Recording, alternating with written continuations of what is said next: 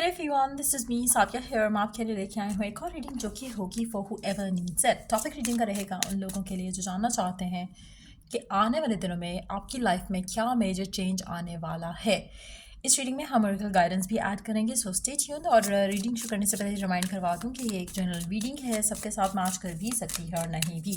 सो जो बातें जो मैसेजेस मैच करते हैं आप उन मैसेजेस को पिक करो और बाकी सबको छोड़ दो। अगर आप पर्सनल रीडिंग्स चाहते हो पेपॉल से इजी पैसेज पेमेंट कर सकते हो। सिर्फ तभी रीच आउट करो ताकि आपका भी टाइम वेस्ट नहीं हो और मेरा भी। So let's dive into the read and let's see कि क्या होने वाला है मेजर आपकी लाइफ में आने वाले कुछ दिनों में। Let's find out. Wow. The Devil, the Magician, the Emperor, Ace of Wands, King of Swords. So पहली और सबसे इम्पॉर्टेंट चीज़ जो मुझे लग रहा है कि होने वाला है कुछ आपकी लाइफ में, कोई ऐसा पर्सन जो कि शायद अवेलेबल नहीं है इमोशनली, शायद वो आपकी ज़िंदगी का पार्ट बने आने वाले टाइम में। हो सकता है आप ऐसे काफ़ी सारे लोग ऑलरेडी ऐसे इंसान से डील कर रहे हों, but at the same time कोई ऐसा इंसान भी आपकी ज़िंदगी में आ रहा है जो कि रेडी टू कमिट हो।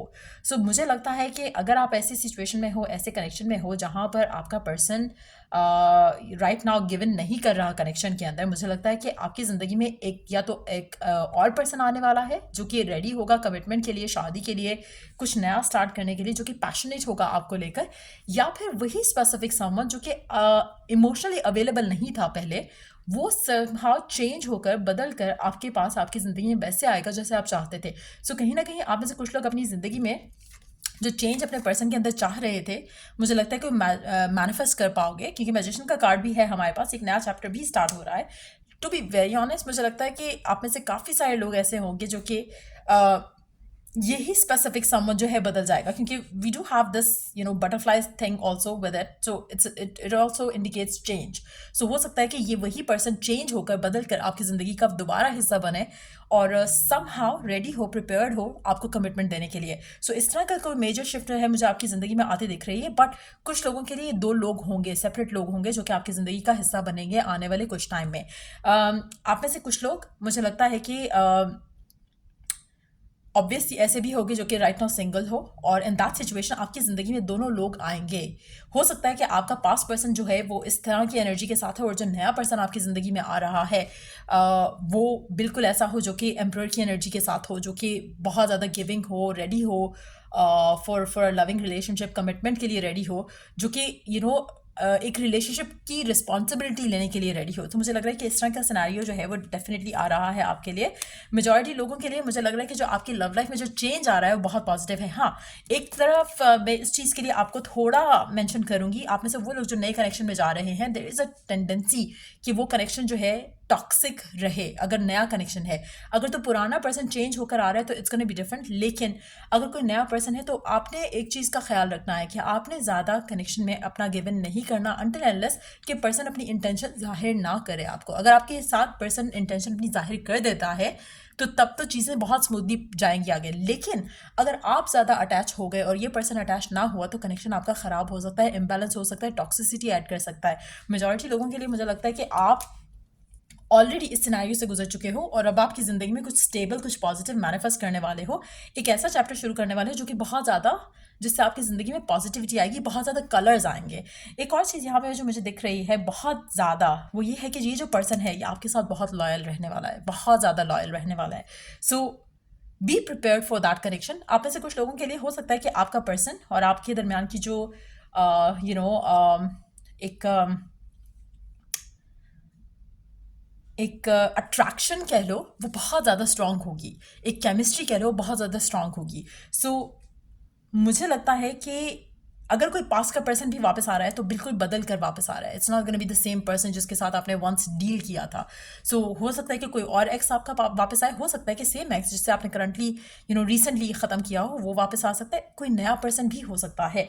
बट ये पर्सन मुझे जो आप मुझे जो लग रहा है विद दिस एनर्जी जो आपकी ज़िंदगी का हिस्सा बन रही है, मुझे लगता है कि बहुत लविंग कनेक्शन स्टार्ट होगा आपका मेजॉरिटी लोगों के लिए और मेजॉरिटी लोगों के साथ। लेकिन कुछ लोगों के लिए विद दिस एनर्जी मैं डेफिनेटली आपको कहूँगी कि watch out for this to happen.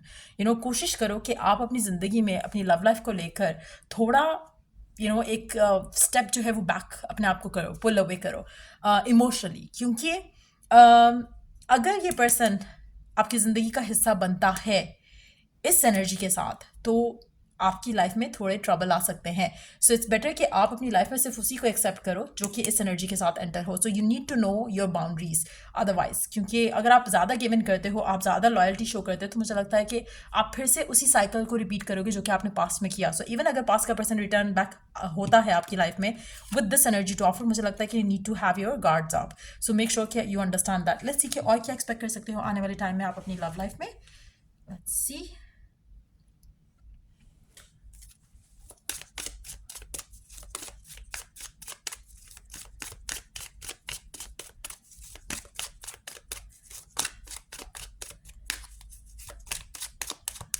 और क्या एक्सपेक्ट कर सकते हो आप अपनी लव लाइफ में आने वाले कुछ दिनों में. मैंने से कुछ दिन, मैक्सिमम 1 से 2 हफ्ते का टाइम, इससे ज़्यादा टाइम नहीं लगेगा ये सब होने के लिए. सो लेट्स सी और क्या एनर्जीज आ रही हैं आपकी ज़िंदगी में आने वाले 1 से 2 हफ्ते मैक्सिमम के टाइम में. Let's find out.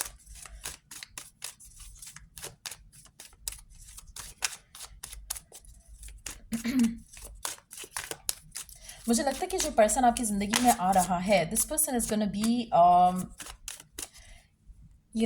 इसकी आंखों में आपके लिए बहुत ज़्यादा रिस्पेक्ट और मोहब्बत होगी.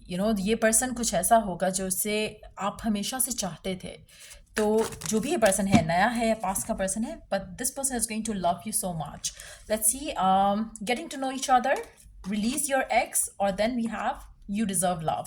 सो आप में से कुछ लोगों के लिए, लाइक आई ऑलरेडी सेड, हो सकता है कि 2 लोग हों जिसमें से एक जो है वो पास्ट का पर्सन हो, एक न्यू पर्सन हो. न्यू पर्सन, और अगर पास्ट का पर्सन भी है तो वो न्यू एनर्जी के साथ अगर आ रहा है तो treat it as a new person.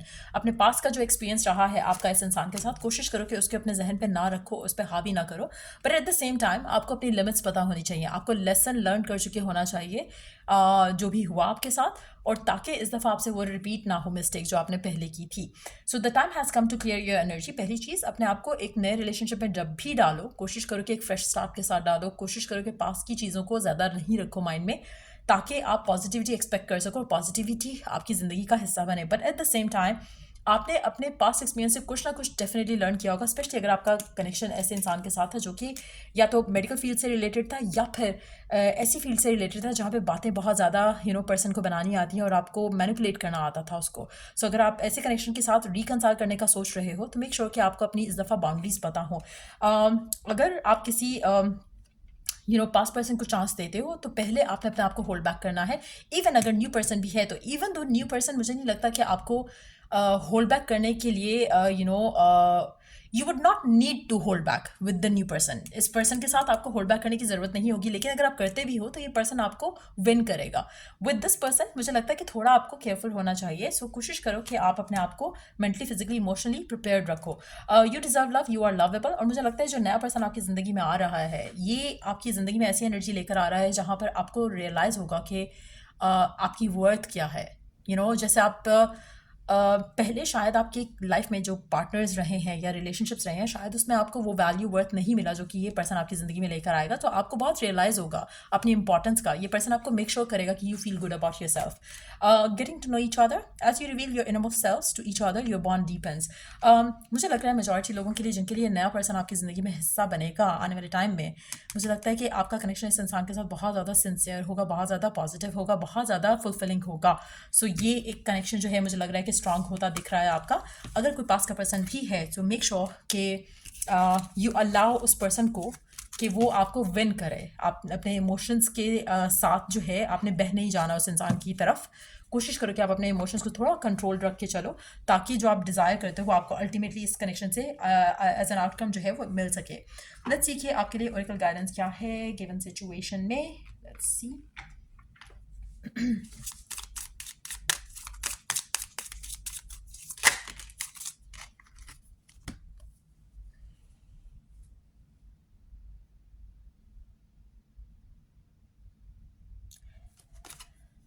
I choose love no matter what. पहली चीज, choose love no matter what. जो भी हो चुका है, लेट गो ऑफ दैट. दूसरा कार्ड है, I witness the darkness and call on the light with my prayer. Thank you universe for guiding me to perceive this fear through the eyes of the teacher of love. आपके ज़हन में मुझे लगता है कि आप में से कुछ लोग ऐसे होंगे जो राइट नाउ गिवन सिचुएशन में आपने जितना अपना धोखा सहा है अपनी लव लाइफ में, मुझे लगता है कि आपके लिए थोड़ा ट्रस्ट करना मुश्किल होगा, but at the same time आप कोशिश करके अपने आप को प्रिपेयर करोगे to receive some goodness in love. ठीक हो गया? और अगर नहीं कर रहे हो तो it's time for you to do that.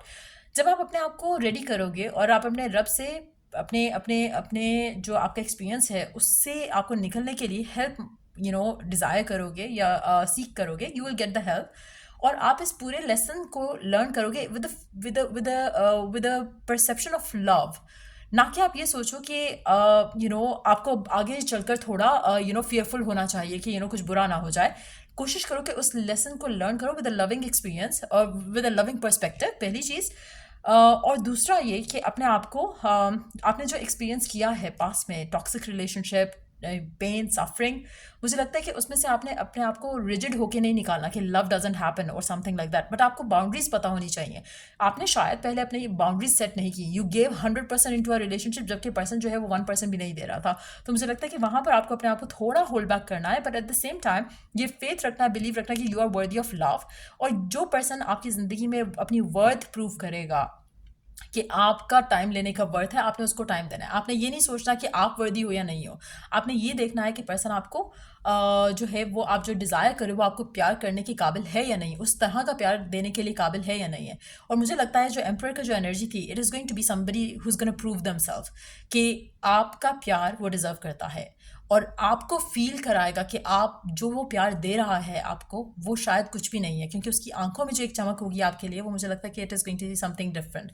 सो या ये रीडिंग आप लोगों की अगर आपको हेल्प किया हो, गाइड किया हो, तो लाइक शेयर सब्सक्राइब जरूर करो।